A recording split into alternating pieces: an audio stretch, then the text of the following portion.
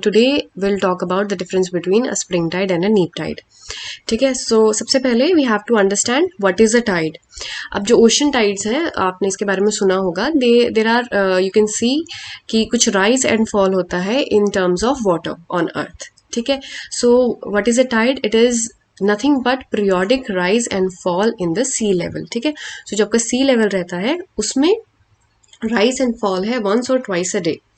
So what do you understand by sea level? तो ऐसा नहीं है कि जैसे वाटर है और वाटर के ऊपर ही कोई राइज एंड फॉल है. It is the entire water body, जो अर्थ की एंटायर वाटर बॉडी है उसका जो सी लेवल है, उसका जो लेवल है वो पूरा का पूरा राइज एंड फॉल होता है. So you can see this in this diagram.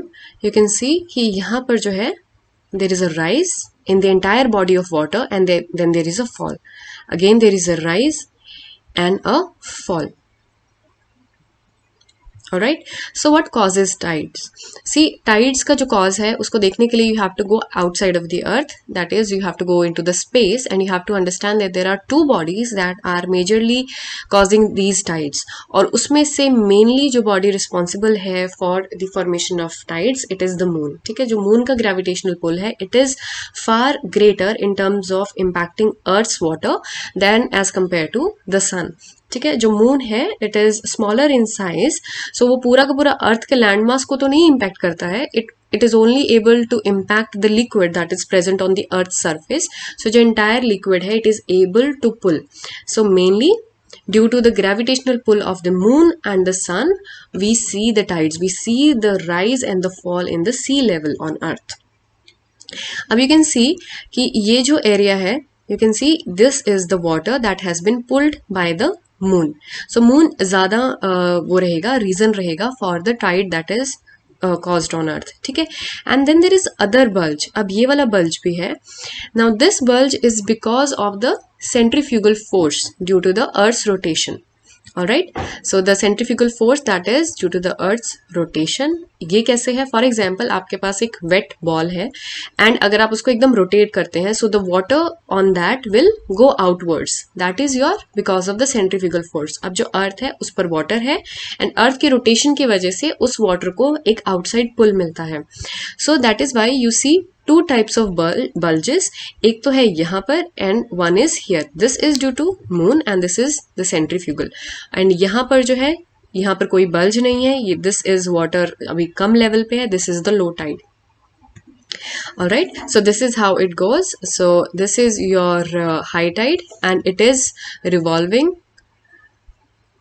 It is revolving as see as the moon is going. So जैसे moon is rotating around the earth, revolving, earth is also rotating, so उसकी वजह से centrifugal and moon is revolving, उसकी वजह से you have this bulge. Now let us understand high tide and low tide. See, this tidal bulge, as I mentioned, this is because of the moon and this tidal bulge is because of the centrifugal force. अब इसको थोड़ा और detail में understand करते हैं that high tide and low tide how they are formed. See, this low tide और ये high Tide कैसे है? देखिए, जो वाटर है on earth it is limited. ठीक है, so the water body is being pulled, the entire water body जो भी वाटर है it is being pulled towards the moon. जहां मून की लोकेशन है उसकी तरफ इट इज बीइंग पुल्ड. सो यहाँ पर जो वाटर है वो भी इस तरफ गया है. ठीक है, सो इस वाटर का लेवल जो है फॉल हुआ है एंड इस वाटर का लेवल जो है राइज हुआ है बिकॉज एडिशन वाटर पुल हो गया बिकॉज मून यहाँ पे था. ठीक है, एंड इस साइड पे सेंट्रीफ्यूगल क्यों लगा? बिकॉज मून यहाँ पे है तो मून इस एरिया को इम्पेक्ट कर रहा है बट जो दिस एरिया है it is not under moon's direct gravitational pull. ये एरिया डायरेक्ट ग्रेविटेशन में है. सो यहाँ पर जो है सेंट्रीफ्यूगल फोर्स ज्यादा स्ट्रांग है अर्थ की. अब अर्थ की सेंट्रीफ्यूगल लग तो हर जगह पे रही है बट यहाँ पे it is more active because moon यहाँ है. ठीक है, moon is acting here, so moon is able to pull this water and this water is being thrown out by the centrifugal, so that is why opposite side पे आपको tidal bulge मिलता है. so ये वाला water है जो pull हुआ इस side पे and this water has been pulled towards this side. so here you have, यहाँ पर थोड़ा पानी खाली हुआ so you have low tide, यहाँ पर पानी add on हो गया so you have tidal bulges. fine, so you can see this is how it goes. Alright, so earth is rotating as well, तो रोटेट हो रहा है, तो इस वजह से ट्वाइस अ डे, तो डिपेंडिंग ऑन द लोकेशन आपको high tide and low tide मिलेगा। जहां जहां मून होगा वहां पे ये जो वाटर बॉडी है it will move. You can see here also moon is rotating and इस एरिया में उसका ज्यादा ग्रेविटेशनल पुल रह रहा है। Fine, so you can see this tidal bulge as the moon is revolving around the earth. You can see this tidal bulge. Fine. Now let us understand कि जो हमारा main topic है about spring tide and neap tide. Okay, so first of all we'll do a simple definition कि एक spring tide होता क्या है. So spring tide is a tide formed when the moon and the sun are in straight line. ठीक है, जो सन and moon है अगर वो एक स्ट्रेट लाइन में रहता है, this is when a spring tide is formed. Okay, next point है, ये होता है new moon and full moon पे।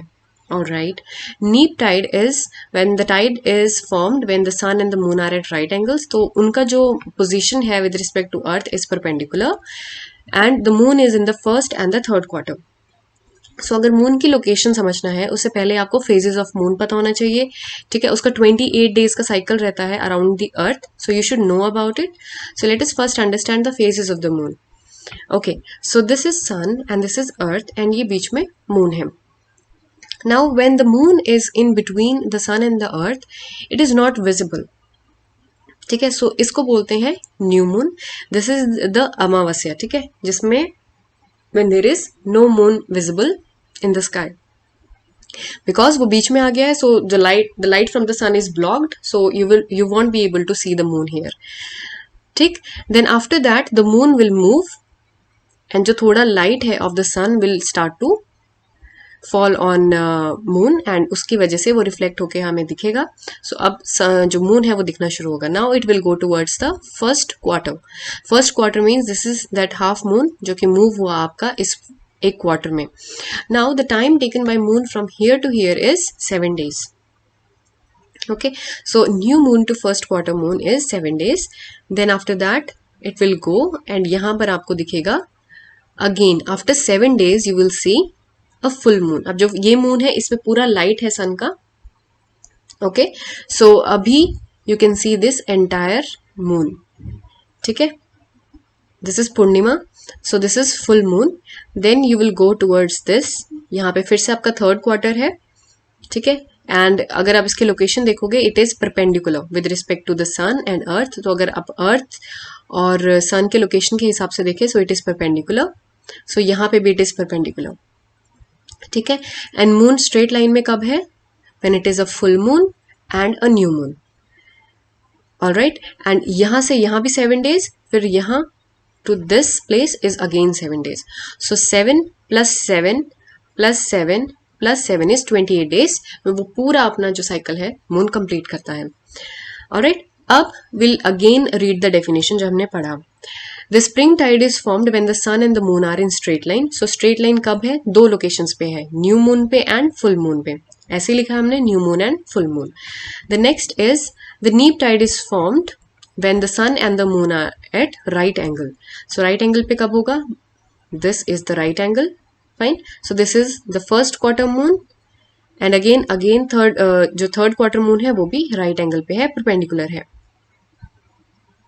So that is the place where the neap tide will be formed. Alright, so let us understand in detail. So spring tide is formed when the sun and the moon are in straight line. New moon and full moon पे होता है ये, the pull by the moon and the sun is maximum. So let us understand this. See, ये है कौन सी location? Is this a new moon or a full moon? This is a new moon. Fine. So ये new moon है and this is sun. अब जो है इनका पुल है, you can see this is earth, और जो ये yellow portion है, this yellow portion is the pull by the sun. तो ये आप देख रहे हो कि ये इतना ज़्यादा significant नहीं है टाइड्स में। सो दैट इज वाई अगर हम टाइड्स की बात करते हैं तो main reason for the building of tide is the location of the moon, because वो बहुत पास है और उसका gravitation pull is more effective in pulling the water. ठीक है, सो अब जहां पर मून है, so this is moon and this is sun, so यहाँ पर ये मून का ये सन का पुल है and this one is moon. So इसको अगर आप ऐड ऑन कर देंगे, ठीक है, दोनों की ग्रेविटेशनल पुल को ऐड करेंगे तो you will get this bulge. ठीक है, अब बिगर बल्ज. सो बिगर बल्ज क्यों हुआ? बिकॉज मोर जो पुल है, so the pull is maximum at this location. इसी तरीके से फुल मून पे भी यहाँ पर जो है आपका मून है, सो मून का इस लोकेशन पर when they are in straight line maximum pull रहता है. ठीक है, सो आपको अगेन ये एक स्प्रिंग टाइड बनता है. So what is the characteristic of a spring tide? किसी टाइड को देखकर आप कैसे बोलोगे कि एक स्प्रिंग टाइड है? It is the highest high tide. Alright, so first of all आपको हाई टाइड पता है, जैसे ये सी लेवल है एंड इसके ऊपर अगर आपका लेवल गया दैट इज हाई टाइड, और इस सी लेवल के नीचे गया that is a low tide. Fine. अब आपने बोला कि spring tide is the highest high tide. For example normal days में आपका हाई टाइड रहता है इतना, बट स्प्रिंग टाइड के टाइम पे आपका हाई टाइड रहेगा इतना. फाइन.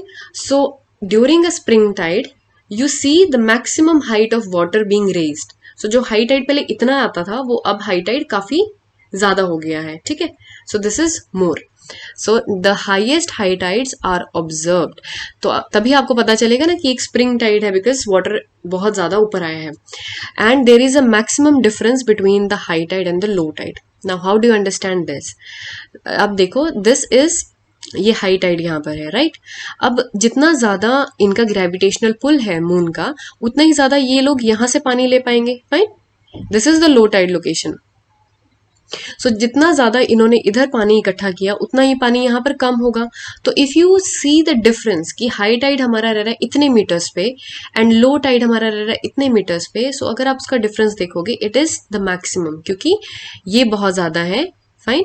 एंड ये कम हो गया है. सो अगर आप माइनस करोगे so the difference there is a lot. ठीक है, so that is how you understand कि स्प्रिंग टाइड पे, क्योंकि अगर आपको प्रीलिम्स में क्वेश्चन आएगा स्प्रिंग टाइड पे, so they can write this कि spring tide is when you have the highest high tides.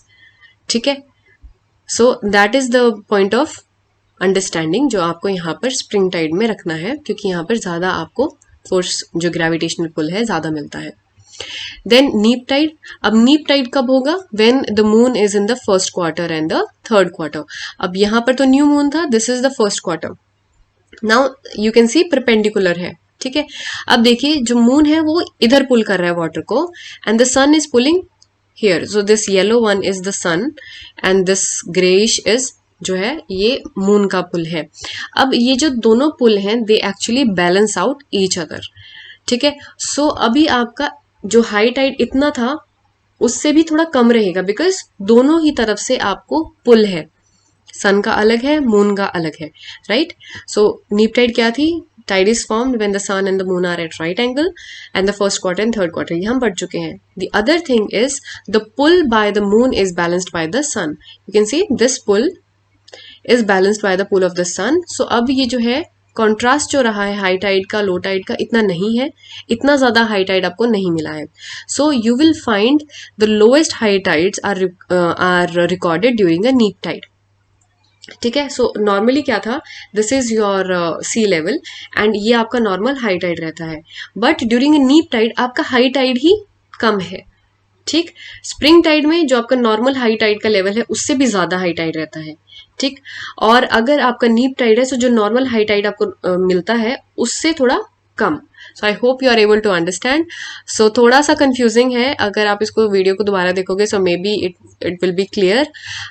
सो इस टाइम पर क्योंकि इतना हाई टाइड आपका नहीं आया जितना एक्सपेक्टेड था, so you will get the lowest high tides during this time.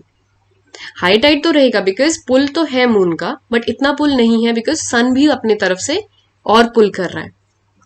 Alright, and now the difference between the high tide and the low tide is the least. So देखिए ये moon इधर पुल कर रहा था, सन इधर पुल कर रहा है, so इतना ज्यादा लो टाइड का लो मतलब हाई टाइड ज्यादा नहीं हो पाया. ठीक है, मून ज्यादा पानी अपनी तरफ पुल नहीं कर पाया ताकि लो टाइड भी रहे और हाई टाइड भी रहे. ठीक, सो that is why you will see कि हाई टाइड और लो टाइड में ज्यादा डिफरेंस नहीं रहता है, बिकॉज इतना ज्यादा पुल नहीं है, दोनों तरफ से जो बैलेंस आउट हो रहा है ग्रेविटेशनल पुल की वजह से. ऑलराइट, सो आई होप आपको ये थोड़ा समझ में आया होगा. So thank you for watching and आप इसको दोबारा देख सकते हैं सो दैट अगर आपको थोड़ी क्लैरिटी नहीं हुई है थोड़ी और क्लैरिटी हो जाए. So thanks a lot.